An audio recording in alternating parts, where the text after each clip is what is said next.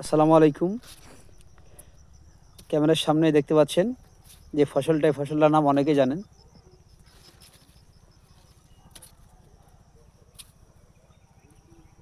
এই রাইটা মূলত বোল্ডার প্রজাতির রাই। রায়ের অনেকগুলো কোয়ালিটি আছে। এই রাইটা প্রায় এক মানুষের উপরে উঁচু হবে এবং এর ফলনটা খুব বেশি। আমাদের এই মাঠে বেশ কয়েকটা সেরা বলতে পারি এবং উল্লেখযোগ্য রায়ের মধ্যে এইটা খুব ভালো লাগছে। তবে আরও ভালো লাগবে যদি রায়ের ফুল হয়। এই রায় বা সরিষার ফুল যেমন সুন্দর, তেমনি এই রায়ের ফুল থেকে মৌমাছি যখন মধু সংগ্রহ করে, সে রায়ের মধু বা সরিষার মধুরও কিন্তু আরও সুন্দর, ঠিক কি না?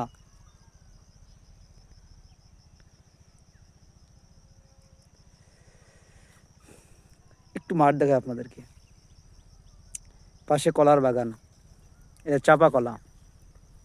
চাপা কলা গাছটা একটু লম্বা হয়, একটু বেশি লম্বা হয় আর কি। তার মধ্যে ব্যতিক্রমী হচ্ছে এখানে একটা কলা আছে, দেখতে পাচ্ছেন। কাদিটা খুব বড়,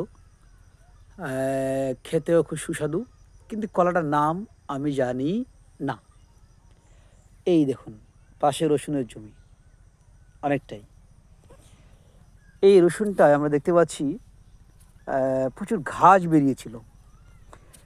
তো এই ঘাসটাকে দমন করার জন্য তিনি কি করলেন, আমাদের ভাষা বলে আমরা ন্যাংলি বলি, অর্থাৎ ছোটো নাঙলের মতোই ছোটো ফাল দিয়ে ভালো করে এরকম মাটিটা খুঁড়ে দেওয়া হয়েছে। দেখতে পাচ্ছেন, একদম সরাসরি জমিন থেকে আপনাদের দেখাচ্ছি। এই দেখুন, এতে রসুনের ক্ষতি হবে? আসলে আমরা দেখতাম পাটের জমিতে মূলত এই ধরনের পাটের জমি এভাবে ফেলে দেওয়া হতো বা পাটের জমিতে ন্যাংলি দেওয়া হতো। এই যে এই ন্যাংলি দেওয়ার কারণে গেছে, এখান থেকে একটা রসুন অলরেডি উঠে গেছে এবং গাছটা অনেকটা দুর্বল হয়ে গেছে। যদিও রসুন লাগানোর পরে জমিতে সেচ দেওয়ার আগে একটা ওষুধ পাওয়া যায়, ওটা স্প্রে করলে, কীটনাশক পাওয়া যায়, ওটা স্প্রে করলে কী হয়, জমিতে থেকে বীজ ঘাস বের হয় না। কিন্তু এবার সেটা হয়নি, কারণ রসুনটা লাগানোর পরেই নিম্নচাপ শুরু হয়েছিল, যার ফলে এটা সম্ভব হয়নি।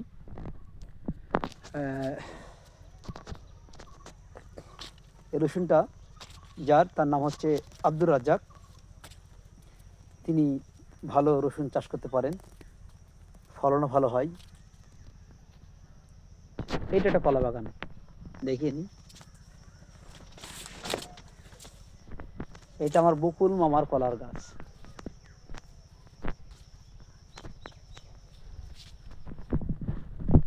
তবে এই কলা গাছে সারের পরিমাণ খুব কম প্রয়োগ করা হয়, যার ফলে অতটা গাছগুলো সতেজ নয়।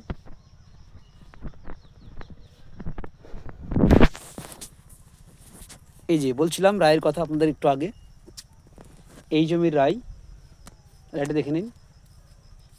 আমি জাস্ট একটা গাছে গোড়ায় নিয়ে যাবো আপনাকে। দেখুন কি ঝাঁকড়া, দারুণ রায়। এই রায়ের গর্দনটা দেখে নিন, ডোবাগুলো দেখে নিন, কত মোটা মোটা একেবারে। স্যার ফলনটা খুব সুন্দর হবে, অনেক বেশি হবে। তবে এই রায় বোনার পরেই মূলত একটু পাতলা বা ফাঁকা ফাঁকা হলে কি হয়, তার ফলনটা কিন্তু খুব ভালো হয়, ঝাড় করে ভালো। দেখুন, সবুজে শ্যামলিমায় ভরা আমাদের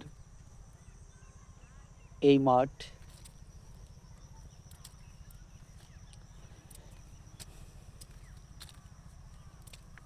দেখতেই পাচ্ছেন, বেশিক্ষণ দেখতে হবে না, অল্প, খুব সামান্য ভিডিও আপনারা দেখবেন, ভালো লাগবে। সবুজ ফসলে চোখ রাখুন, চোখের জ্যোতি বাড়বে।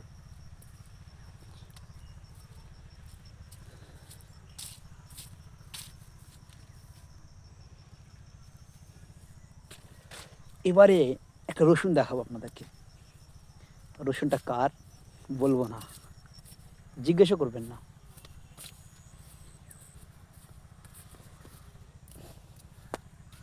এই দেখুন, কালকে জলসেচ দেওয়া হয়েছে।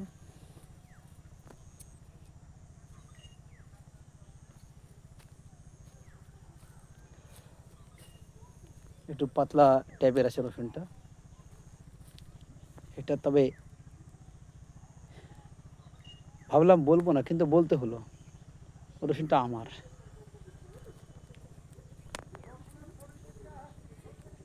এই আমার প্রতিবেশী, মানুষকে দেখাবো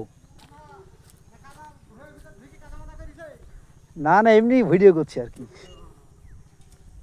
এই যে আমাদের সিয়াফ আলী ভাই, সিয়াফ আলী ভাই। আচ্ছা, কোথায় গিয়েছিলেন আপনি? কিসে? রায়? কি রায়? বোল্ডার না জটা? জটা না সেতি? বোল্ডার রায়, দেশি বোল্ডার, দেশি বোল্ডার।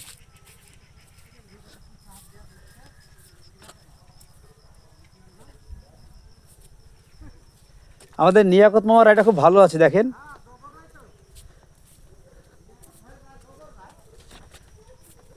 দারুণ দারুণ, এই রায়টা আরো ভালো লাগবে যখন ফুল হবে।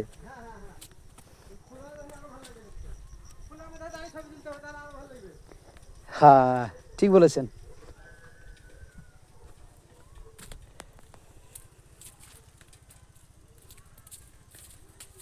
এটা ভুট্টা বনেছে ঘাস হিসেবে বিক্রি করার জন্য।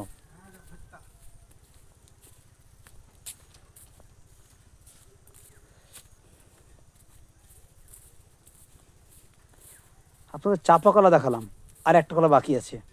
এই যে এটা, এটা সিঙ্গাপুরি কলা, তাই তো?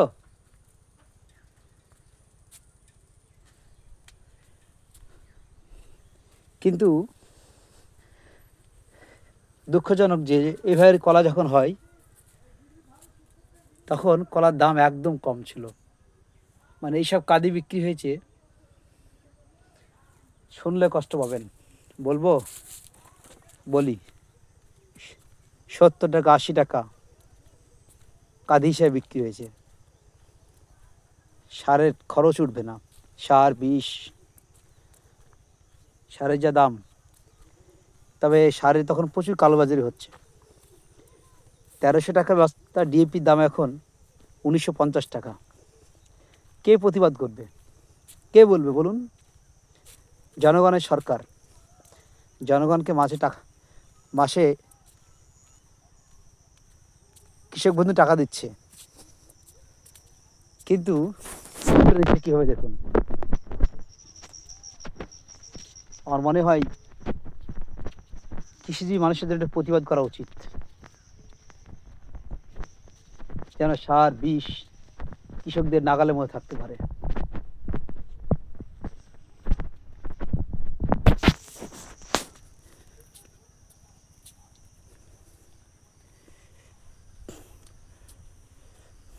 এটা হচ্ছে চাপাকলা বাগান।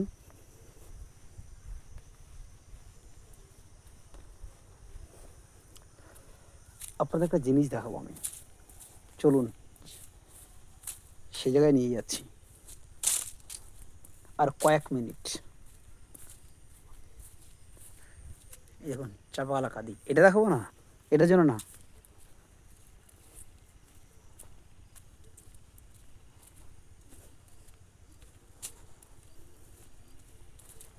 এই যে এই সেই পথ, যে পথ দিয়ে আমি আমার খেতে যাই। এই যে আমার পাম্প ভেড়ানো আছে এখানে, আজকে জল দেওয়া হয়েছে। এখানে স্প্রে করবার মেশিন আসলাম, দেওয়া হলো না। এই দেখুন, এই জায়গাটা আমি পালং বুনেছি, পালং খাওয়ার মতো হয়ে গেছে। সবজি বিশাল দাম, পনকা আছে।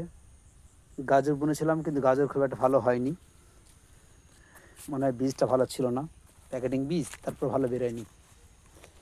এই যে লাল লাল পাতা দেখছেন, এগুলো কিন্তু আপনার বিট।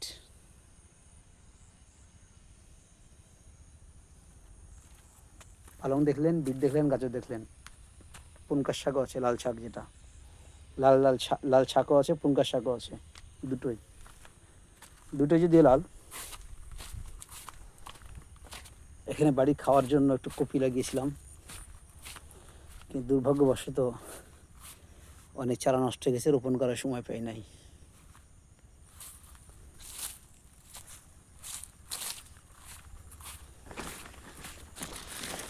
এই দেখুন আমরা আরেকটা রসুনের জমি, ওই নিচের দিকে কপি আছে, আলু লাগানো আছে, কুমড়ো লাগানো আছে, পেঁয়াজ বোনা আছে।